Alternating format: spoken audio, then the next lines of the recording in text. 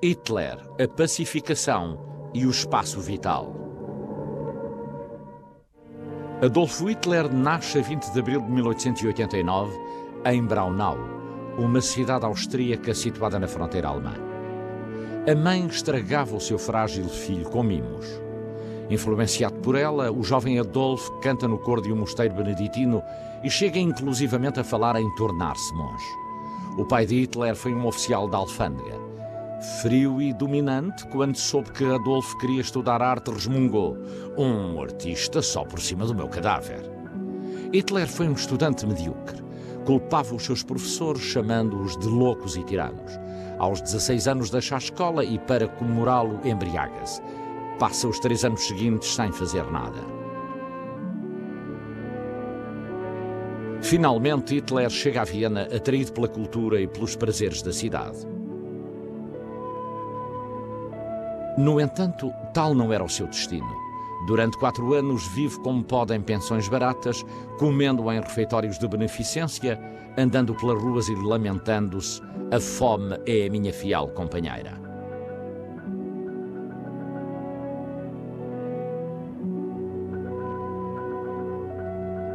Torna-se amante da pintura, mas compadece de si próprio por não conseguir vender os seus quadros. Eis senão quando ocorre, como lhe chamou, a sua libertação. Hitler comenta que, quando ouviu a declaração oficial da Primeira Guerra Mundial, no meio de uma grande multidão, caiu de joelhos e deu graças.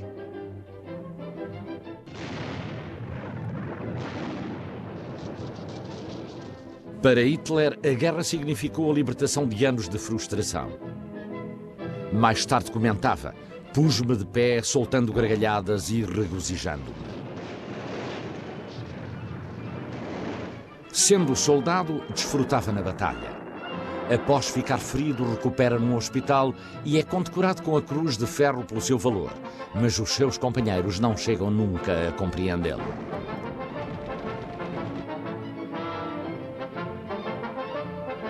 A Alemanha do pós-guerra, à qual Hitler retorna, encontra-se em violenta ebulição. O povo alemão confronta-se com a derrota. Os distúrbios e revoltas começam quando grupos comunistas, socialistas e reacionários disputam o poder. Como informador do governo alemão, Hitler espia um grupo de radicais denominado Partido Alemão dos Trabalhadores. Em vez de denunciar o grupo, junta-se ao mesmo. Hitler entusiasma-se com as intrigas revolucionárias, preenchendo assim o vazio que havia na sua vida. Hitler é implacável, um exaltado agitador de rua que desde logo assume o comando do partido, mudando o seu nome para Partido Nacional Socialista ou Partido Nazi. O seu programa é concebido para atrair as classes baixas descontentes. Tirar ao rico, diz Hitler, e ajudar o pobre. Construiremos uma Alemanha nova e forte, diz à nação derrotada. Palavras como luta eterna, domínio, guerra são uma obsessão sempre que fala ou escreve.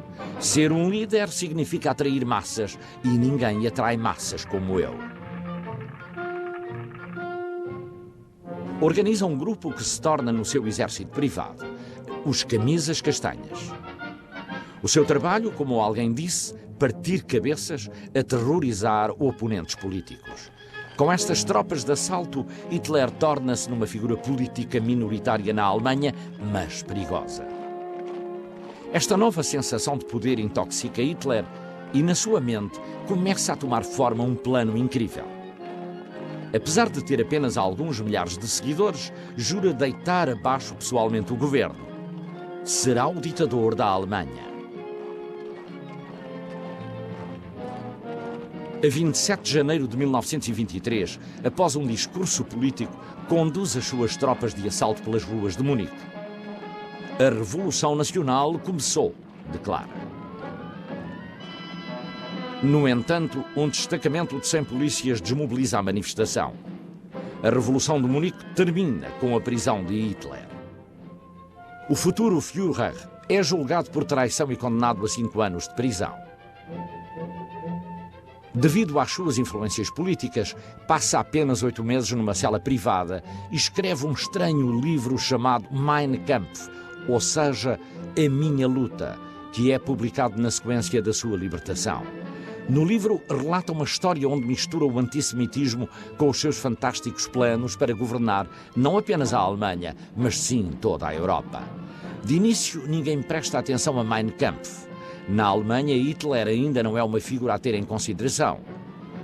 Contudo, Hitler está disposto a levar a cabo o seu plano e inicia a tarefa de reconstruir o partido nazi. Os camisas castanhas são refúgio para muitos e o seu braço direito. Nesta altura, Hitler já atrai milhares de seguidores. Promete restaurar a grandeza da Alemanha e formar um poderoso exército. Apenas a força comanda.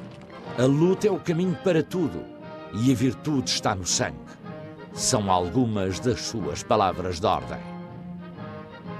Para os seus seguidores, Hitler é um homem predestinado e que sente que o poder está a cada dia que passa mais próximo das suas mãos.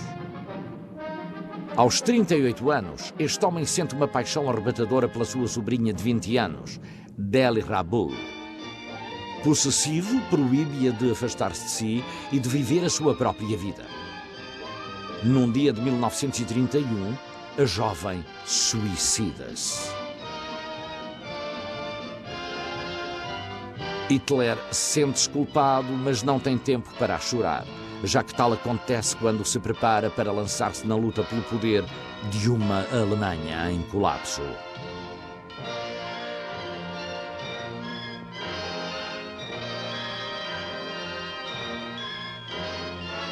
Há 5 milhões de desempregados. O débil governo está paralisado com a crise.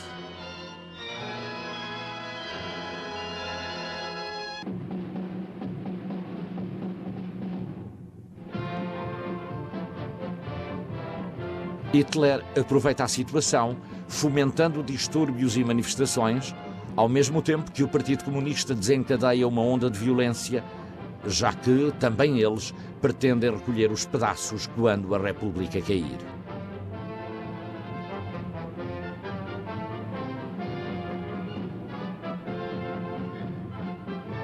O Presidente da República, Hindenburg, tem 84 anos. A sua mente falha e o governo que dirige não tem futuro. Indeciso e corrupto, apesar de se aperceber de Hitler, Hindenburg vê-se obrigado a pactuar e a dar concessões ao pouco fiável partido nazi. Na sequência de um encontro com Hindenburg, Hitler afirma: "Agora tenho-os nas mãos." Em 1932, Hitler dá um passo audacioso. Apresenta-se contra Hindenburg para a presidência. "Não precisamos de uma revolução", diz Hitler. "A democracia deve ser construída com as suas próprias armas." No entanto, em eleições livres, os alemães preferem o ancião Hindenburg a um ditador em potência como Adolf Hitler. Furioso após perder as eleições, Hitler recorre à violência para incrementar o seu poder. Os seus camisas castanhas iniciam uma nova onda de revoltas políticas.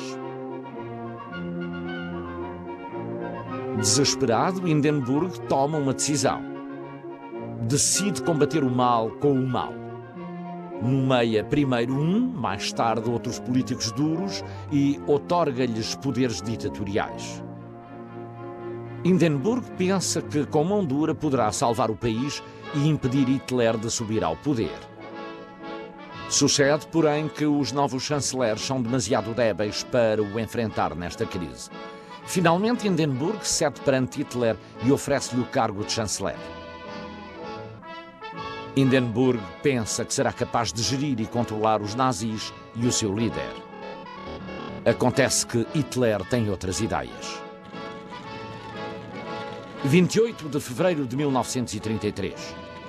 O edifício do Reichstag arde incendiado por agitadores nazis, mas Hitler procura um bode expiatório, os seus velhos rivais, os comunistas.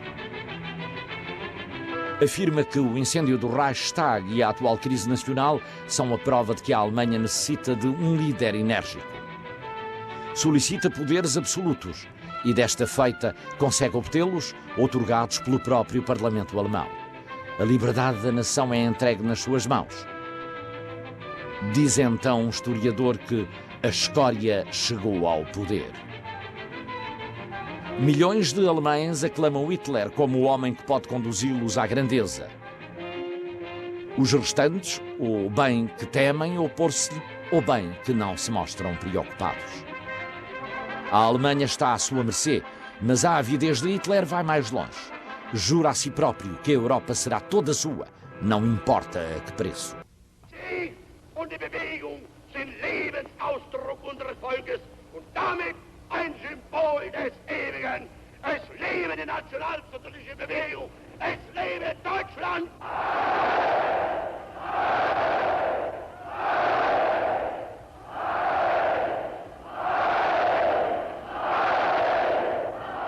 Diese Zukunft restlos uns gehört. Adolf Hitler é o dono indiscutível da Alemanha. Faz-se acompanhar por uma série de lugartenentes implacáveis. Hermann Göring será o ditador da economia alemã e chefe das forças aéreas, a Luftwaffe. Göring relaciona-se com industriais e aristocratas, mas prefere a companhia dos agitadores de Hitler. O ministro da propaganda é Joseph Goebbels. Na sua juventude foi um agitador socialista e esteve unido a Hitler desde sempre. Em certa ocasião, Goebbels afirma: Adolf Hitler, admiro-te, porque tanto és simples como grande, e são estas as características de um gênio. Rudolf Hess, a mão direita de Hitler. O líder ideal, diz Hess, é o que não retrocede perante a carnificina, o que é capaz de espezinhar o mundo com botas de soldado. É com estes homens que Hitler começa a governar. Die Partei ist Hitler! Hitler aber ist Deutschland, wie Deutschland Hitler ist! Hitler, Sieg! Sieg!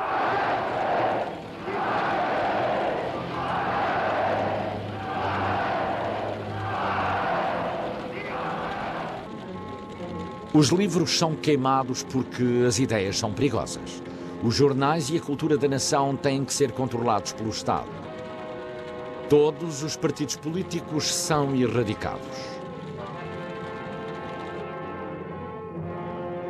Os judeus são perseguidos em nome da supremacia ariana. Os seus negócios são boicotados. A população atacada nas ruas, sendo expulsos da vida pública e profissional. A Alemanha torna-se num país de opressão. No entanto, a maioria dos alemães prefere ignorar o terror reinante. Adolf Hitler está a dar-lhes o que querem. Diz-se amigo dos pobres e dá trabalhos em projetos públicos e no fabrico de armamento aos desempregados.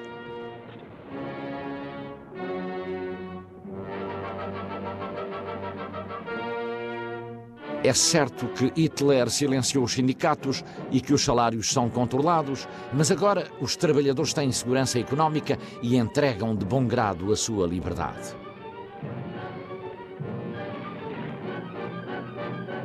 Os industriais apoiam Hitler porque este lhes fez promessas e com a construção da máquina de guerra nazi estão a conseguir obter enormes benefícios. São bons tempos para a Alemanha. São poucos os alemães que se preocupam por terem ido parar às fileiras de um homem que agora se prepara para marchar sobre a Europa. –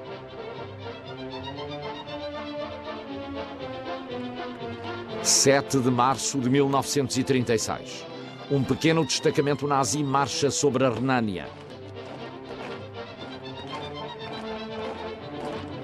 O que pode significar um passo suicida para Hitler. Ele sabe que os franceses e os britânicos são suficientemente fortes em terra para detê-lo e até mesmo para esmagá-lo e ao seu terceiro Reich. Mas, como Hitler esperava, as suas tropas não encontram resistência, pois os franceses e os britânicos não estão dispostos a arriscar-se a uma guerra. Eufórico com o seu triunfo na Renânia, Hitler encontra-se com Benito Mussolini, o ditador de Itália. Convence o Duce de que juntos podem empreender audaciosas campanhas militares e partilhar os despojos de guerra. Com Itália como aliada, Hitler sente-se preparado para a sua próxima manobra. Inverno de 1937. Hitler mantém uma conferência secreta com o seu alto comando. Anuncia a sua decisão de invadir a Europa. Os seus generais estão assustados e advertem que a Alemanha ainda é demasiado débil. A Inglaterra e a França podem esmagar o exército alemão, mas Hitler não consegue controlar por mais tempo a sua ambição. 12 de março de 1938. A Áustria indefesa é varrida pelos exércitos de Hitler. Uma vez mais, Inglaterra e França nada fazem.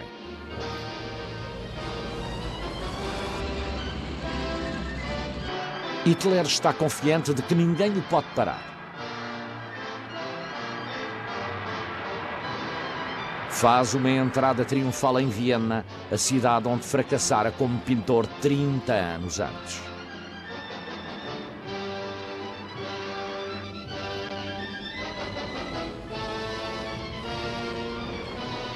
Era uma espécie de desforra.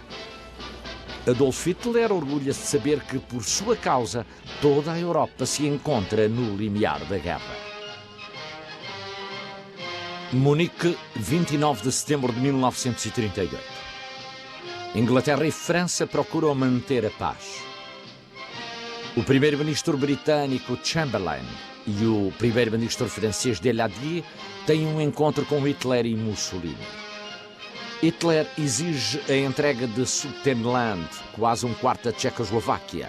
Caso contrário, haverá guerra. Chamberlain quer evitar o conflito e, seguindo a sua política de pacificação, entrega a Tchecoslováquia aos nazis. O apetite conquistador de Hitler parece satisfeito.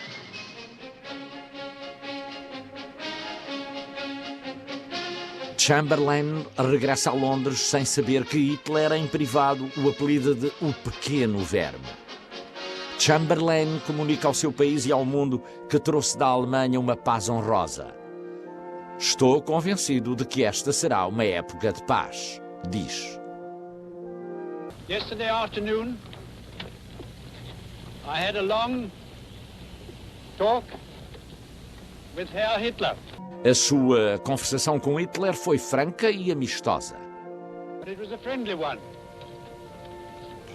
And I feel satisfied now. Sente-se satisfeito, pois considera que a solução adotada é uma garantia de paz para a Europa.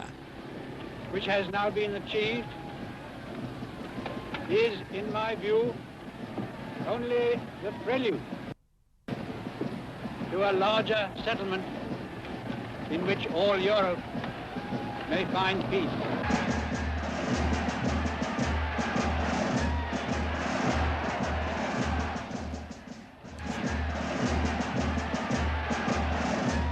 No entanto, uma ameaça terrível aproxima-se rapidamente da Europa.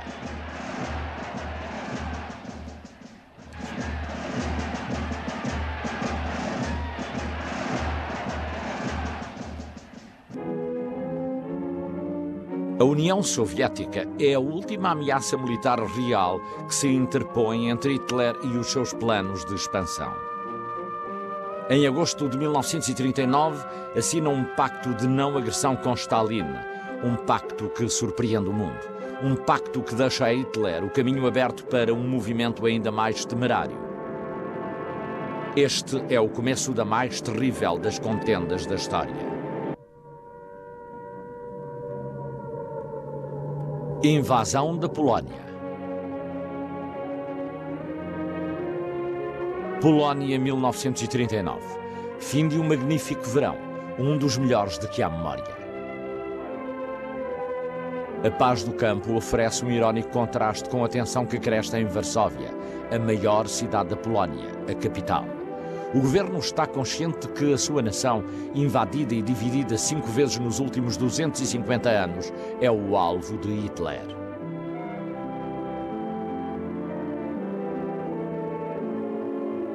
No entanto, intimidar os polacos não é tarefa fácil. Enquanto que a sua armada apenas conta com 350 mil homens, fundamentalmente de infantaria, há ainda 1.500.000 homens em reserva, à espera de serem mobilizados. O soldado polaco é reconhecido com toda a justiça pelo seu valor e pelo seu espírito de luta. A cavalaria polaca tem uma tradição repleta de glória e orgulho, uma tradição muito antiga. Os homens estão unicamente equipados com rifles, sabres e lanças, armas todas elas de outras épocas. A Polónia tem apenas alguns tanques, muito pouca artilharia e uma força aérea pequena. Muitos dos aviões estão obsoletos e apenas servem para treinos.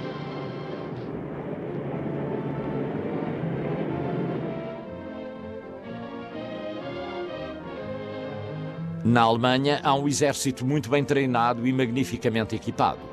Os alemães têm 20 vezes mais tanques do que os polacos, além de uma grande variedade de veículos modernos blindados. A Alemanha tem um exército permanente com 75 divisões, um total de mais de 1 milhão de homens. Para aumentar a força blindada do exército alemão, estão preparadas forças aéreas com 1.400 bombardeiros e caças modernos. A Luftwaffe foi treinada para trabalhar em estreita colaboração com as unidades blindadas e de artilharia. Os militares alemães conceberam uma nova tática de guerra, o Blitzkrieg, guerra rápida. É um ataque baseado na velocidade e na mobilidade.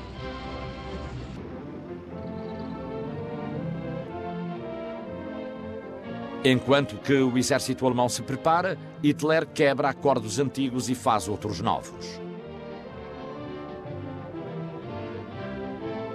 A 23 de agosto, a Alemanha assina um pacto de não agressão com a Rússia, contendo uma cláusula secreta relativamente à divisão da Polónia.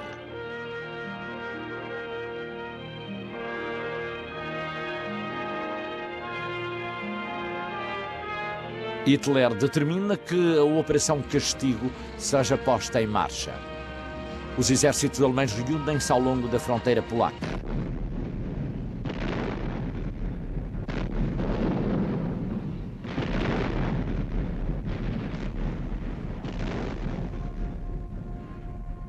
A 1 de setembro, a Alemanha ataca a Polónia, não havendo lugar a uma declaração de guerra.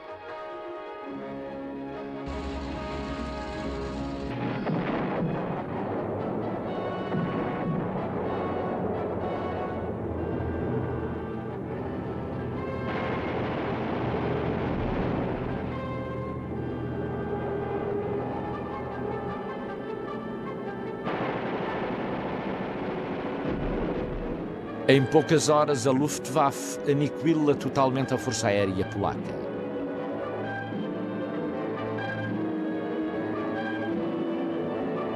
Agora, as forças terrestres alemãs podem avançar sem o perigo de uma ameaça aérea. As forças de ataque alemãs encontram-se divididas em dois grandes grupos.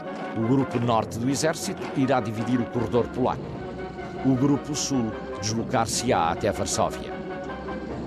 Varsóvia fica no centro deste complexo e apertado movimento. Os tanques alemães, os vagões Panzer, encontram pouca resistência.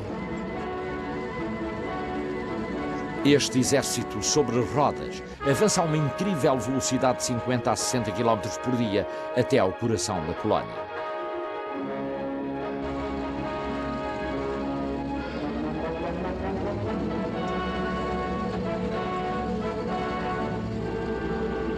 Volvidas apenas 48 horas após o primeiro ataque, já as tropas alemãs tinham alcançado a maior parte dos seus objetivos preliminares.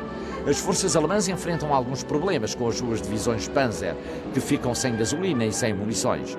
Considerando os seus êxitos, estas dificuldades são, contudo, insignificantes. Os polacos retiram-se para o rio Vístula, onde esperam fazer resistência.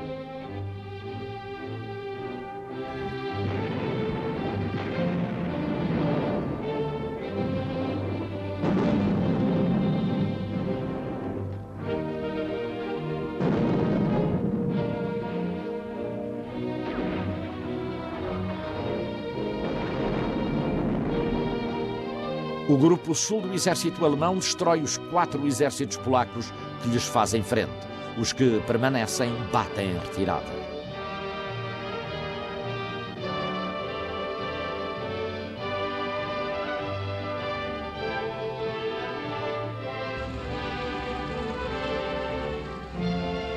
O exército alemão estabelece cabeças de ponte através do Vístula.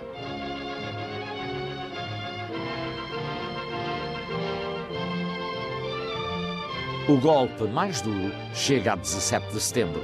Os russos, desculpando-se com a presente abolição do antigo Pacto Soviético de não agressão, conduzem o exército vermelho para o leste da Polónia. O acordo secreto entre Hitler e Stalin cumpre-se.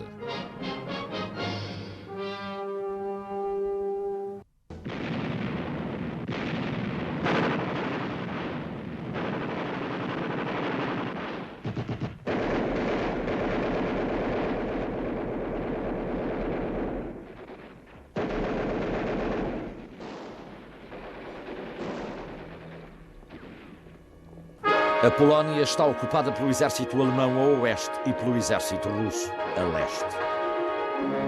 Enquanto que a atenção dos polacos se encontra momentaneamente distraída na sua fronteira a leste, os alemães conseguem cercar completamente Varsóvia.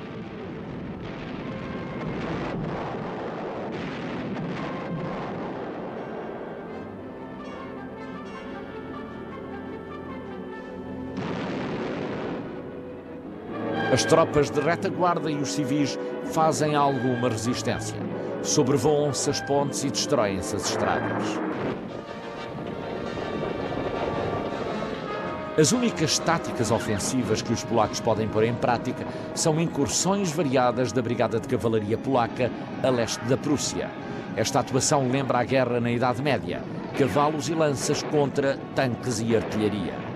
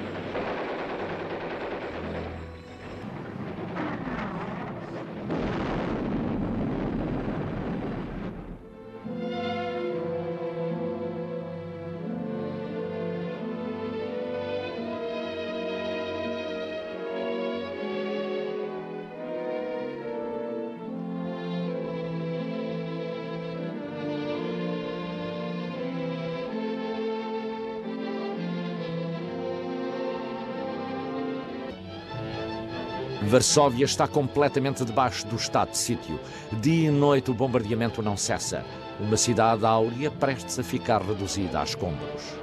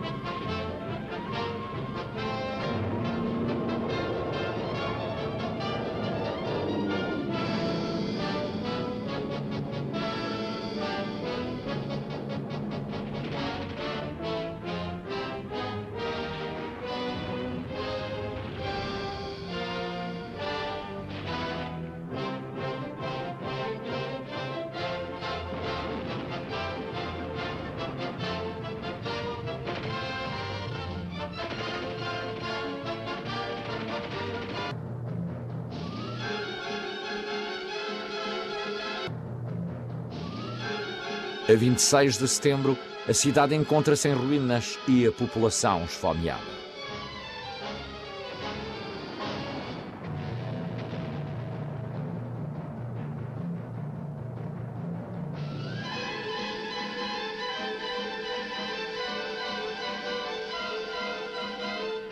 A guarnição polaca pede aos alemães um cessar-fogo para parlamentar, dado que os polacos descartam as condições dos alemães.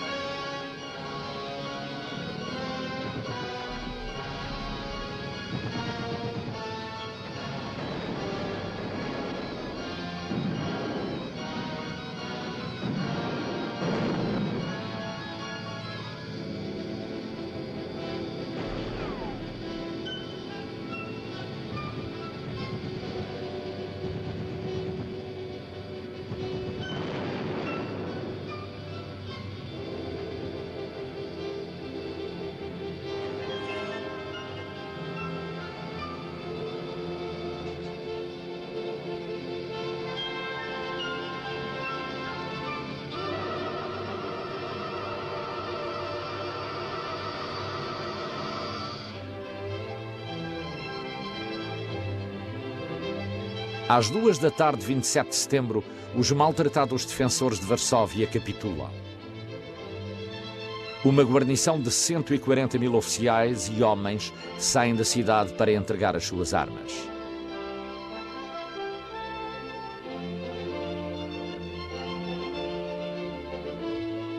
Rendida Varsóvia, Modlin é um dos últimos pontos de resistência.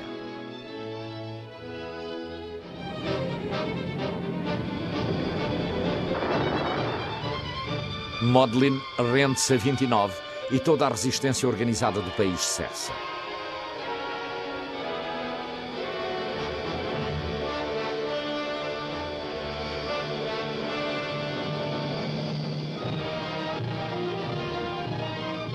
A Polónia foi conquistada em menos de um mês, sendo uma das campanhas mais rápidas da história militar.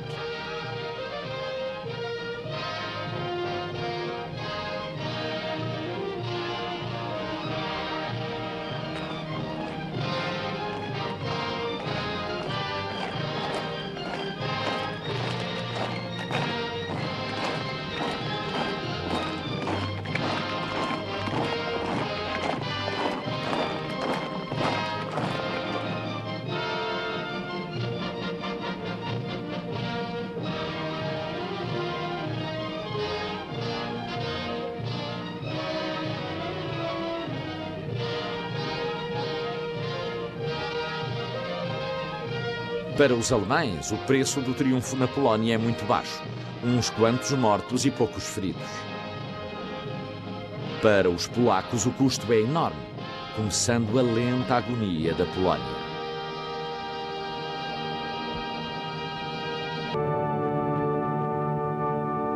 Den Lebensausdruck unseres Volkes. Und ihr, meine Jugend, soll dieses Volk nun werden.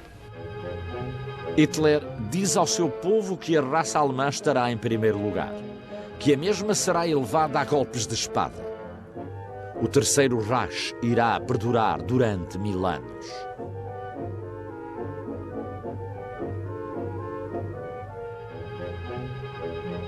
Adolf Hitler está comprometido com uma tarefa desesperada. Tem que conquistar toda a Europa. Caso contrário, ele e o terceiro Reich serão destruídos. Friedlieben und aber auch tapfer ist. Und ihr müsst friedfertig sein.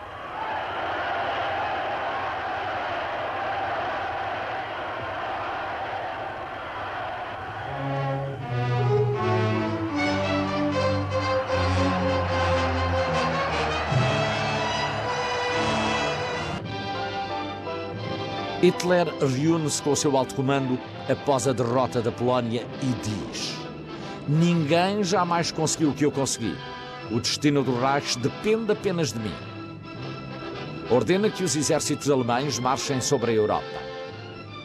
França e Grã-Bretanha, diz, serão conquistadas, mas antes têm que cair a Dinamarca, a Noruega e a Holanda. Hitler lança sobre elas as suas devastadoras divisões. Invasão da Noruega. 16 de fevereiro de 1940. O barco-prisão alemão Alto Mar procura refúgio em águas neutras, fugindo dos destroyers ingleses que rondavam a zona. A bordo, encerrados nos porões e nos tanques de armazenamento de combustível, viajavam 300 marines ingleses que tinham sido feitos prisioneiros, sobreviventes de barcos submersos pelos famosos navios de bolso alemães. Na noite de 16 de fevereiro, o destroyer inglês Cossack penetra num fiorde e liberta os prisioneiros, com a ação britânica a levar à morte de 7 marinheiros alemães. Alarmado pela audácia inglesa e pelos rumores dos seus planos sobre a Noruega, Hitler programa a invasão deste país para 9 de abril. O plano alemão consiste em ocupar simultaneamente os 1.600 km da costa norueguesa, nomeadamente os portos de Oslo a sul, Trondheim no centro e Narvik a norte. Pela primeira vez na história há um desembarque misto de tropas marítimas e aéreas. Os receios de Hitler relativamente às intenções britânicas não eram infundados. Em finais de março, a Grã-Bretanha começa a preparar as operações militares contra a Noruega sob o nome da Operação Wilflex, sendo colocadas minas em águas neutras norueguesas a fim de cortar a linha de abastecimentos alemã. Em segundo lugar, uma força com o nome-chave de R4 está disposta a invadir e ocupar portos estratégicos noruegueses caso os alemães apresentem obstáculos à colocação de minas. As minas deviam ser colocadas a 8 de abril, por coincidência, um dia antes da invasão alemã já programada. Simultaneamente, tropas começam a sair dos portos do norte da Alemanha. No Almirantado Britânico começam a acumular-se notícias indicando que uma grande frota alemã navega em direção à Noruega. É dada a ordem para procurar a frota alemã e enfrentá-la em batalha.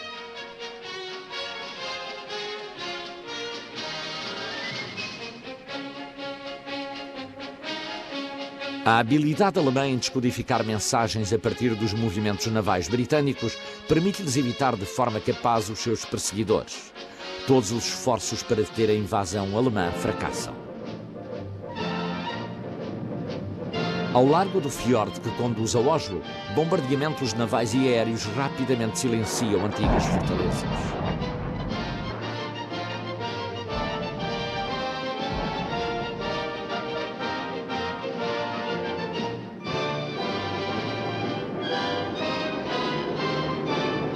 Em Oslo, o aeroporto Fornego é tomado às 8 da manhã.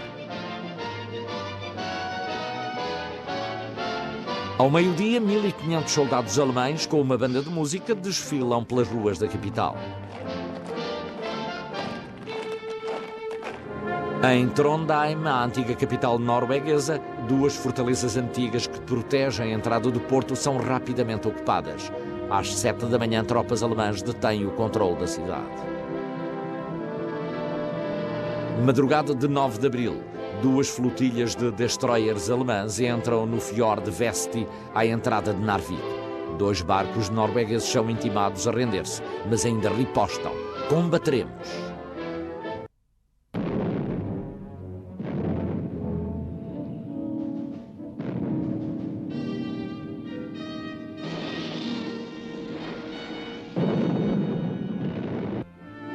Num único dia, num único ataque, os alemães alcançam todos os seus objetivos.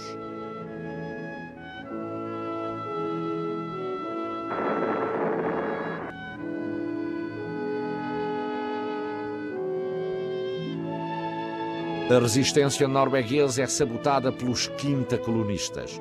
As comunicações entre as unidades são interrompidas e todas as medidas de contra-ataque fracassam. O antigo ministro de Defesa, Quisling, é responsável por ter vendido o seu país e o nome de Quisling vira palavra nova, nada mais do que traidor. –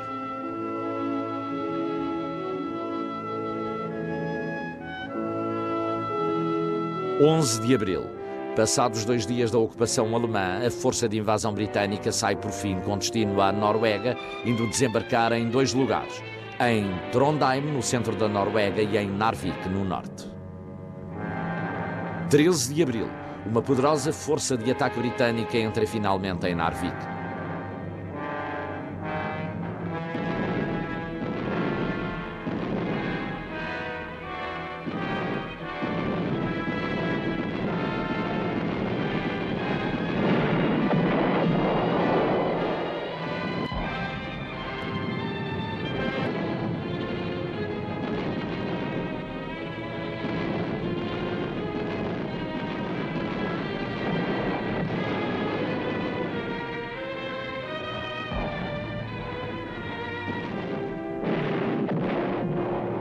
A batalha naval é um verdadeiro triunfo britânico. Todos os destroyers alemães no porto de Narvik são submersos. Contudo, os britânicos não se arriscam a desembarcar porque as tropas alemãs terrestres estão fortemente entrincheiradas. Pelo contrário, a força de invasão é trasladada a 75 km para norte a fim de instalar uma base em Astarg.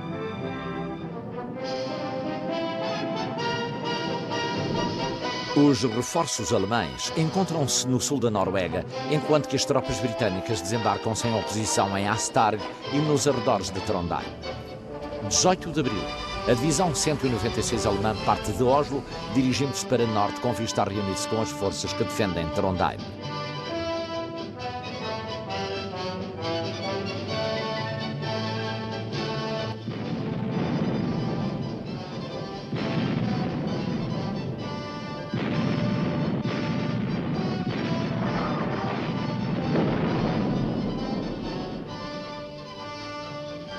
Transbordantes em número e sem canhões, as tropas norueguesas são incapazes de impedir as investidas alemãs.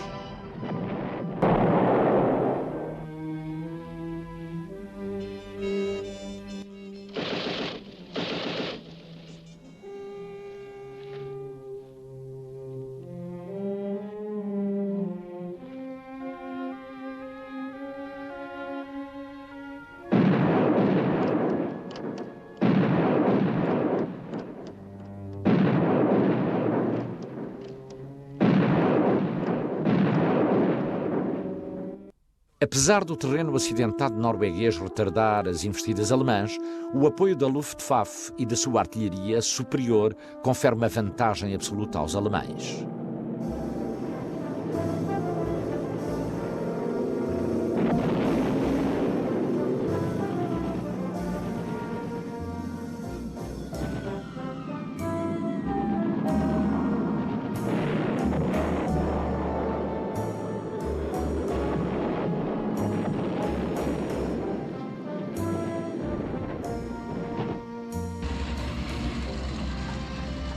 No prazo de 5 dias, a ligação é completada na cadeia alemã que une Oslo e Trondheim. O centro e o sul da Noruega estão agora em mãos alemãs.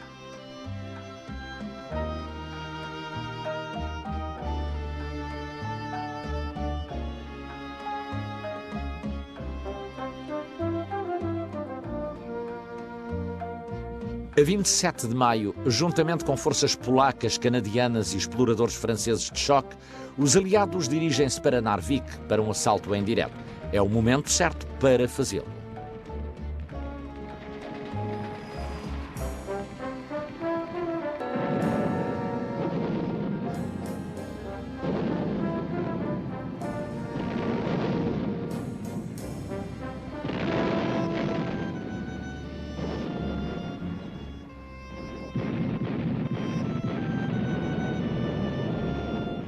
As tropas alemãs sem proteção naval, com as bases da Luftwaffe remotamente superadas em número, numa proporção de 4-1, retiram-se para o interior das montanhas que ficam por trás de Narvik. Porém, Narvik é uma presa que os ingleses têm de abandonar devido a uma ordem dada antes do ataque e guardada em segredo até ao momento. É preciso evacuar imediatamente. Motivo: os exércitos aliados fracassam em França e a crise de Dunkerque está encerrada.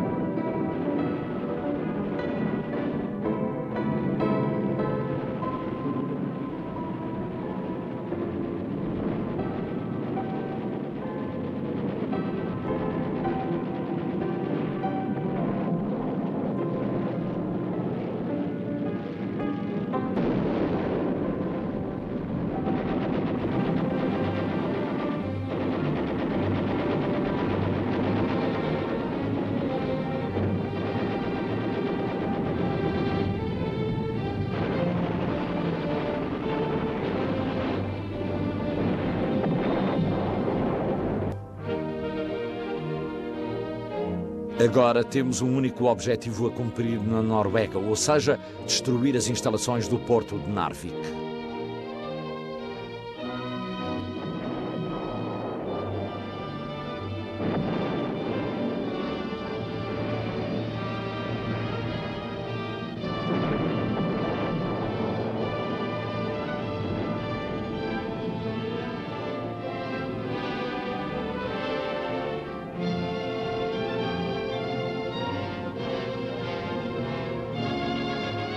A evacuação faz-se em 5 dias, sendo que a 8 de junho as tropas aliadas estão a embarcar e a caminho de Inglaterra.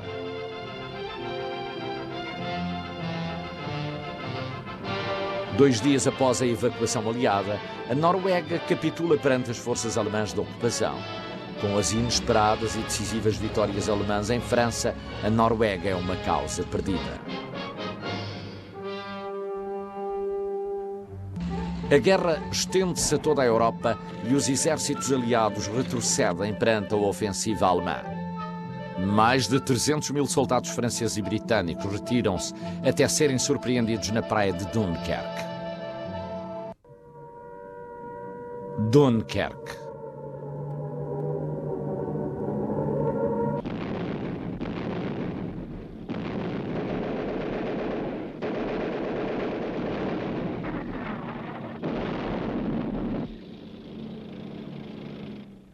O plano de batalha alemão, denominado Plano Amarelo, pretendia derrotar a força inglesa expedicionária, o exército belga e o primeiro exército francês. O exército inglês reage rapidamente à invasão alemã e vai ao seu encontro.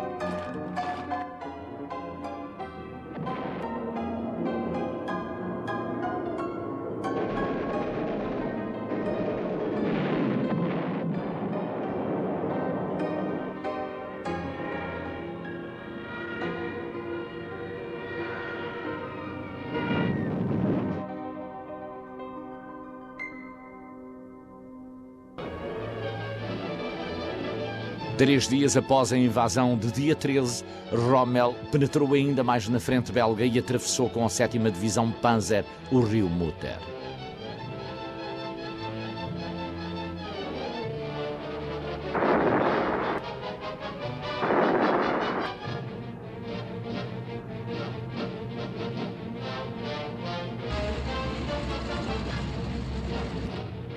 No dia 14, a Holanda fora ocupada. O ataque relâmpago tinha sido um êxito. Rommel tinha aberto caminho para o oeste.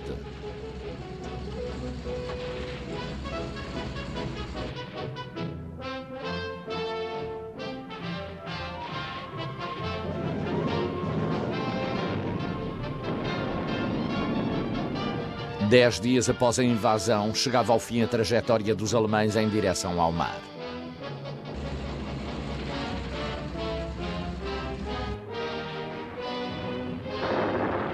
Para além dos exércitos que batiam em retirada e do exército que avançava, havia ainda outro, o dos soldados dispersos.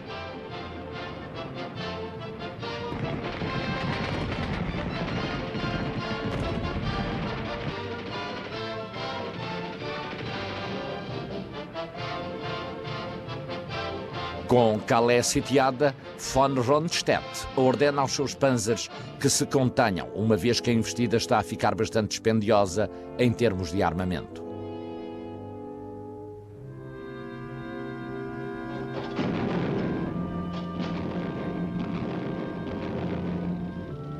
A 27 de maio, von Rundstedt ordena aos seus panzers que voltem à batalha e lança o ataque mais violento de toda a campanha.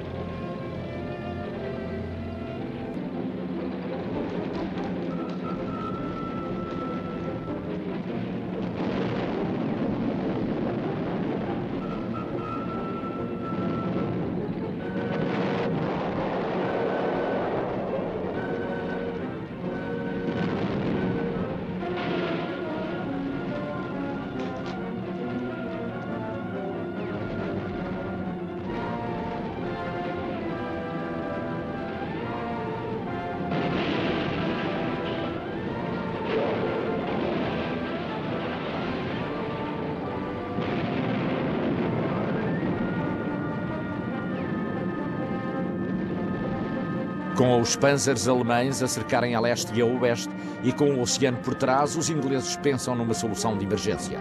Uma evacuação à escala total a partir dos portos franceses do canal.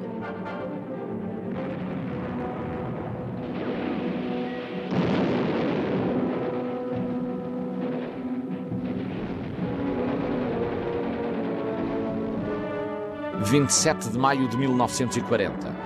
Com o exército alemão a escassos 15 quilómetros, o grosso do exército inglês e parte do primeiro exército francês retiram através de um estreito corredor que vai desembocar nos arredores de Dunkerque.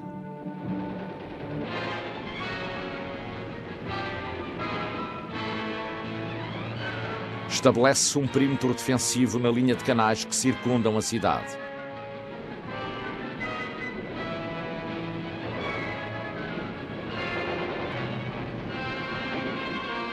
Ao largo de todo o perímetro defensivo, tinham lugar tremendas batalhas. Dunkerque resiste agonizante. Os combates desenrolam-se rua por rua, casa por casa.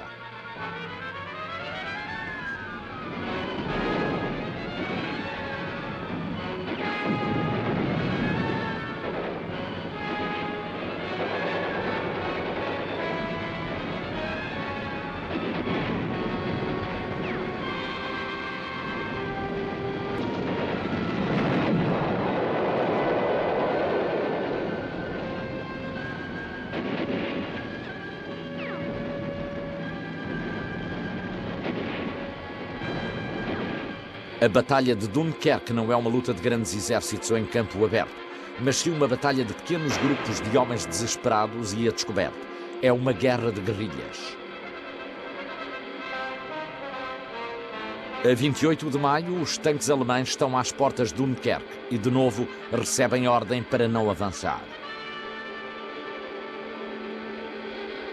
Von Rundstedt ordena aos seus panzers que se dirijam para sul, para Paris.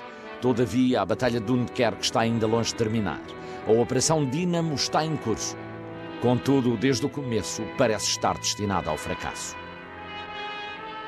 O primeiro barco que conseguiu salvar os campos de minas, os torpedos e a Luftwaffe, quando cruzava o canal, encontra-se agora debaixo de fogo dos canhões alemães em Calais.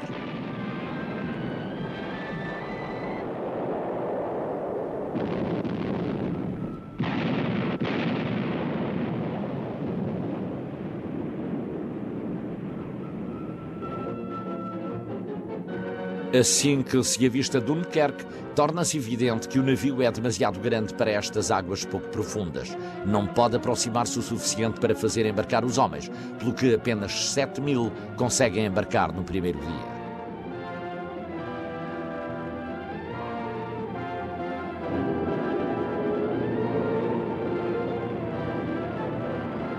No dia 29, os barcos ensaiam uma nova forma de aproximação a Dunkerque, escapando do cerco com o único risco de serem bombardeados pela Luftwaffe.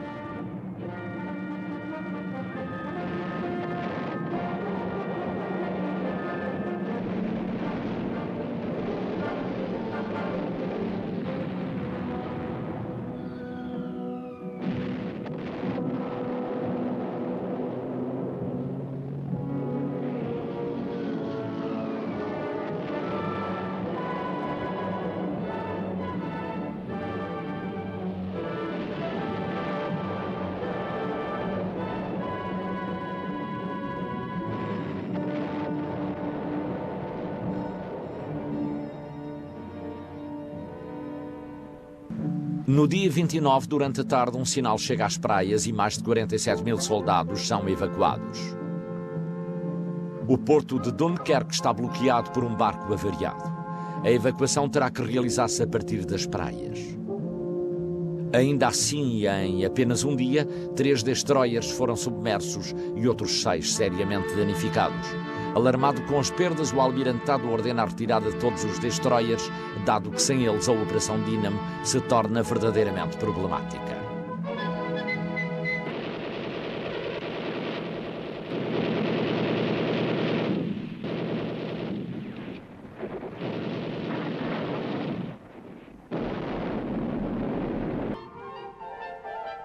Em maio de 1940, todo o exército expedicionário inglês e o resto do primeiro exército francês agrupam-se num lugar da costa de 34 km de comprimento por 9 de largura.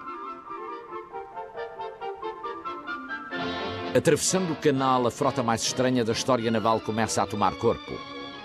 Desde iates de recreio a barcos e botes de trabalhadores de Londres, simplesmente tudo o que pode flutuar é posto ao serviço da operação. Embora os homens dos botes tivessem ouvido falar acerca da tormenta de Dunkerque, a partir de Dover, o conhecimento das notícias do desastre não fez recuar ninguém.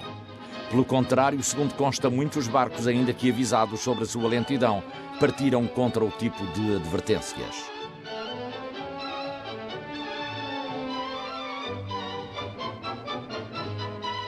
Se neste dia há que agradecer a alguém, esse alguém são seguramente as pequenas embarcações.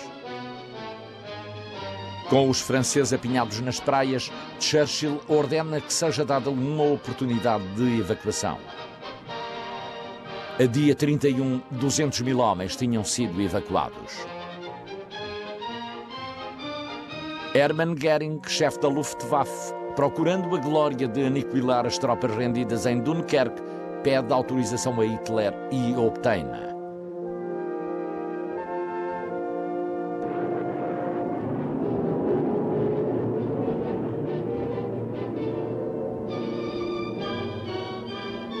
A 1 de junho, no último esforço para evitar a evacuação, os alemães lançam um ataque com todo o seu material sobre Dunkerque.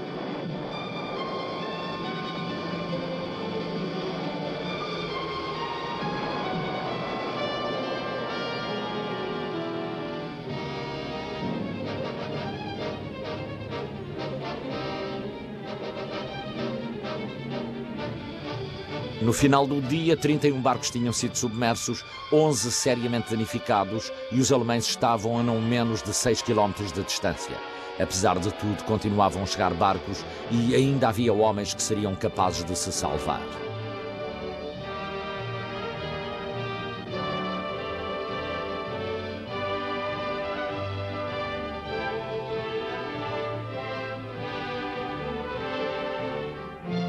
Às 11h30 da noite de 2 de junho, as forças expedicionárias britânicas tinham sido evacuadas. Churchill lembra aos seus compatriotas e ao mundo que as guerras não se ganham com uma evacuação, mas que um exército de combate foi libertado da catástrofe de Dunkerque e pôde continuar a lutar graças ao milagre dos barcos pequenos. 338 mil homens foram libertados por eles. Foi este o triunfo de Dunkerque.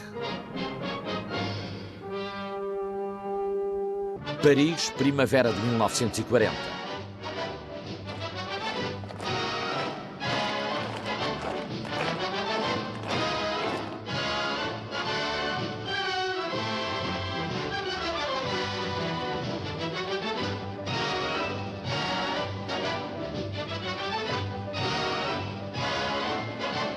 Hitler humilha os franceses, forçando-os a assinar o armistício no mesmo vagão de linha férrea em que a Alemanha, na Primeira Guerra Mundial, se tinha rendido.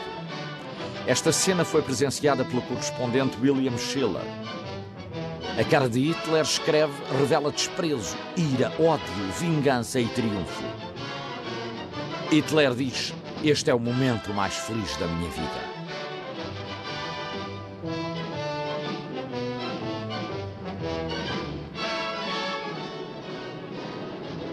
Uma vez mais, Hitler vira-se para a Luftwaffe e ordena a sua força aérea que subjuga a Grã-Bretanha.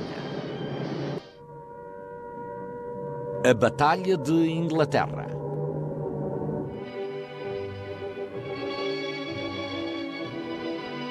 Os planos de invasão alemães consistiam na eliminação da RAF no ar e da Armada Britânica no Canal. O ministro do ar alemão, Marshal Hermann Göring, planificou as batalhas aéreas que decidiram o destino da Inglaterra.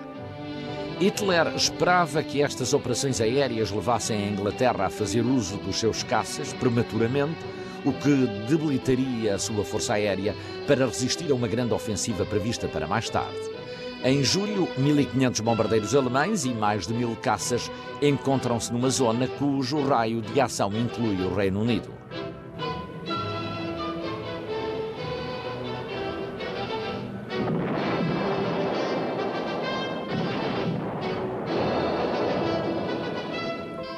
A situação da Grã-Bretanha neste momento podia parecer desesperada.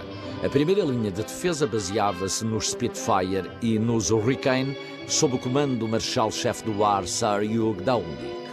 Não havia obstáculos para a produção de armas. A força operativa da RAF, que fora reduzida a 331 aviões após Dunkerque, era nesse momento de 620 aparelhos, a juntar a estes uma cadeia de estações de radar junto à costa. Pode dizer-se que a Inglaterra estava preparada para enfrentar o conflito.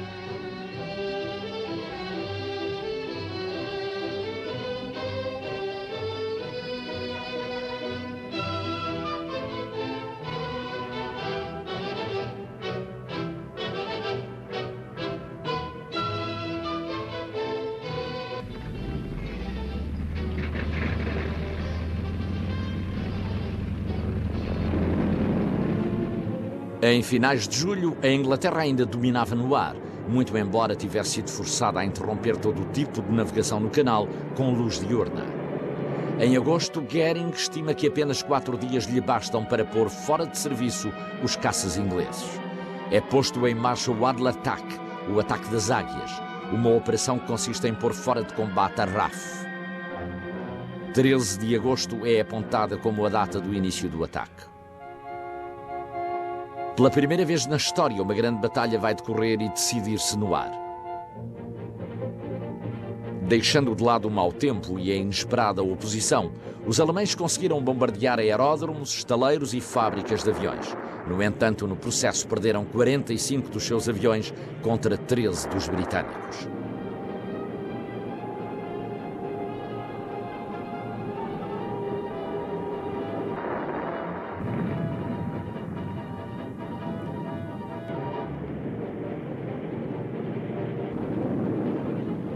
Dois dias mais tarde, a 15 de agosto, Goering põe de novo os seus esquadrões no ar. Goering esperava que a terrível luta de dia 13 tivesse debilitado a RAF e que, portanto, seria possível encontrar brechas nas suas defesas.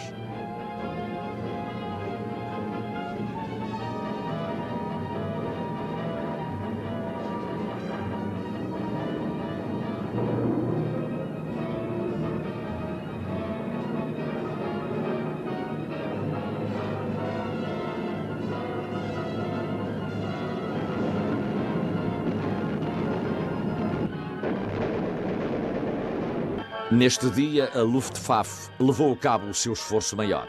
Esperava-se uma vitória total. Mas o ataque das águias falhou.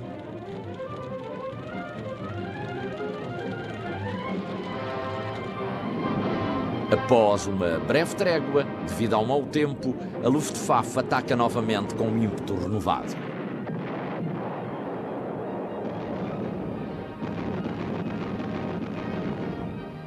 Para os britânicos, a situação agravava-se por momentos. Todavia, conseguiam aniquilar mais aviões alemães do que os que perdiam, mas a margem não era grande.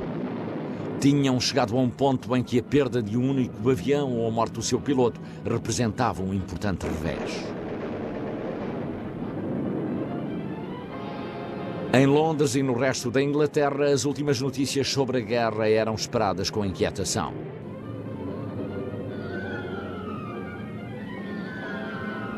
Os alemães continuavam a danificar os setores centrais da RAF.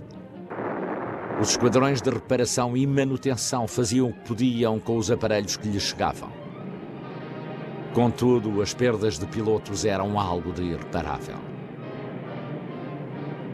A força dos pilotos de caça excedia os 1.400 indivíduos em finais de julho. 3 semanas mais tarde, esse número tinha baixado para 1.000. Lentamente, o número de pilotos baixava, os sistemas de comunicações e campos de aterragem estavam a ser despedaçados, as reservas de pilotos alcançavam um nível perigoso. A questão que se punha agora era: quanto tempo nos resta até que a Luftwaffe lance o último e definitivo ataque? Quantos dias faltam para o final? Neste momento, quando tudo parecia tão obscuro, um facto provocou uma mudança dramática nos planos alemães. No momento em que a balança começava a tombar lenta, mas inexoravelmente a favor dos alemães, algo provocou uma cadeia de acontecimentos que alteraram o curso da guerra. A 24 de agosto, descolavam da Alemanha 200 bombardeiros alemães para atacar objetivos em diversas partes da Inglaterra e de Gales. Os pilotos não têm ordem para bombardear Londres, mas acontece que caem bombas sobre a cidade.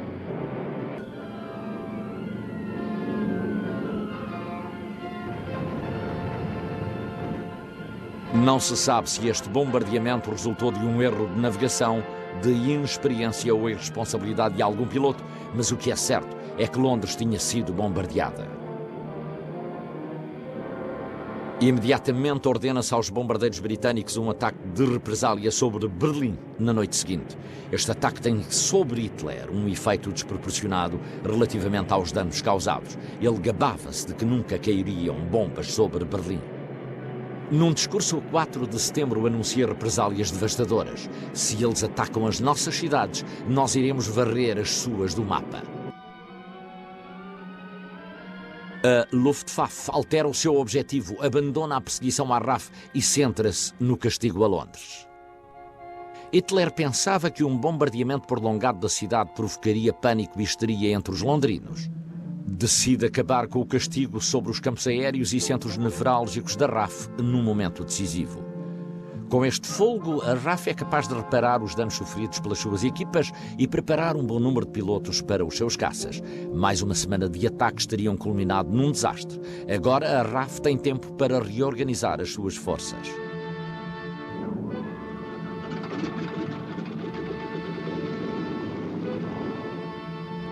Na tarde de sábado, dia 7 de setembro, é lançada uma nova fase da estratégia alemã. A partir de uma base aérea afastada, Goering observa com os seus próprios olhos como os seus aviões se dirigem para a costa inglesa.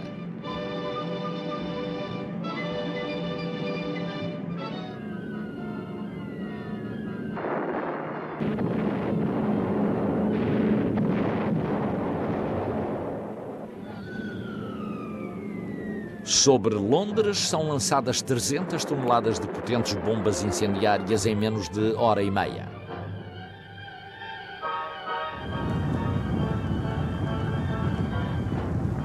Os incêndios provocados por este ataque não podem ser controlados antes da chegada, durante a noite, de mais bombardeiros com novas cargas.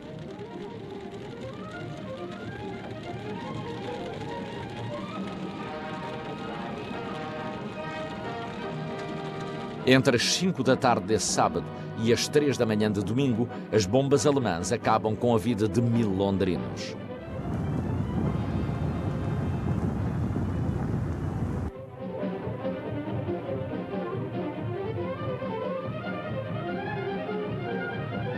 Goering comunica por rádio. Esta é uma hora histórica. A nossa força aérea descarregou a sua carga no coração do inimigo. Certo é que o coração de Londres ficou ferido, mas ainda bate.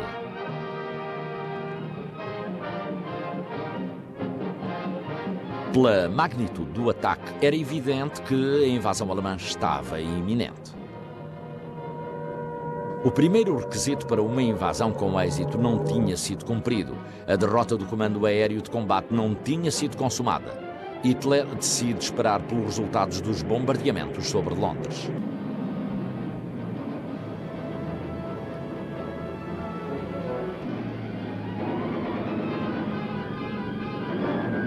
Este resultado mostra que menos de metade dos bombardeamentos alemães tiveram êxito nos lançamentos das suas bombas. Hitler, esperando que os ingleses fossem derrubados perante os repetidos ataques sobre Londres, adia uma vez mais a sua decisão de invadir as ilhas. Confiante que a supremacia alemã é praticamente total, considera que se deve procurar a vitória sem mais delongas. Goering escolheu domingo, dia 15 de setembro, como o dia do ataque. A manhã do dia 15 apresentava excelentes condições climatéricas para o voo.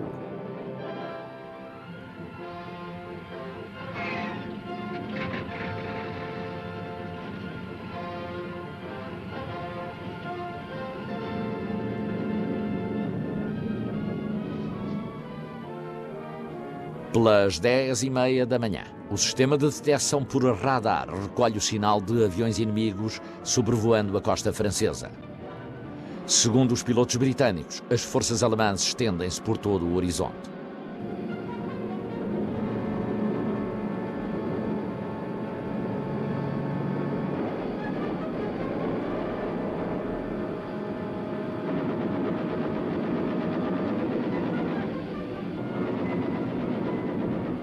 Após o primeiro ataque dos aviões britânicos, as formações começam a dispersar-se.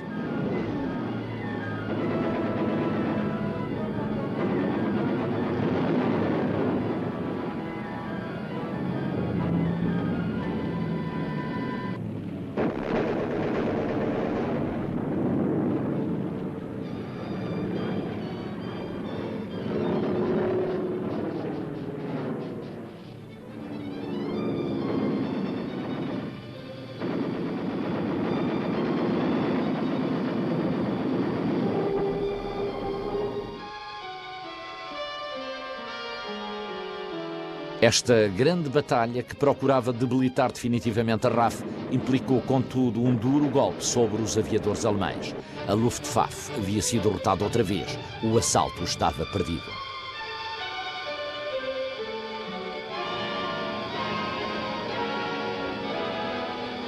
17 de setembro. Hitler suspende a Operação Sea Lion até nova ordem. No entanto, os britânicos não conhecem a magnitude da sua vistoria. Uma nova fase da batalha tinha começado. O objetivo da Luftwaffe alemã é a destruição de Londres.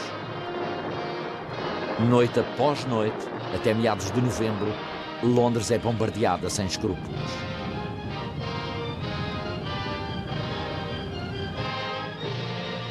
Após 57 dias consecutivos de bombardeamentos, Londres demonstra ser capaz de aguentar.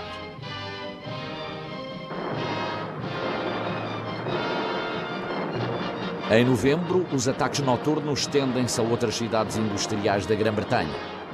Coventry é brutalmente atacada a 14 de novembro, assim como Bristol, Southampton e Liverpool.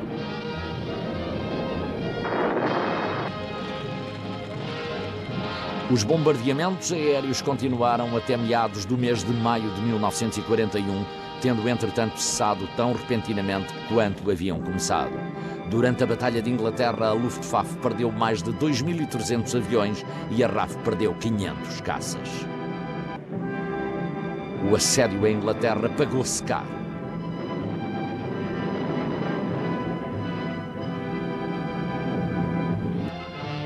A RAF salva a Inglaterra.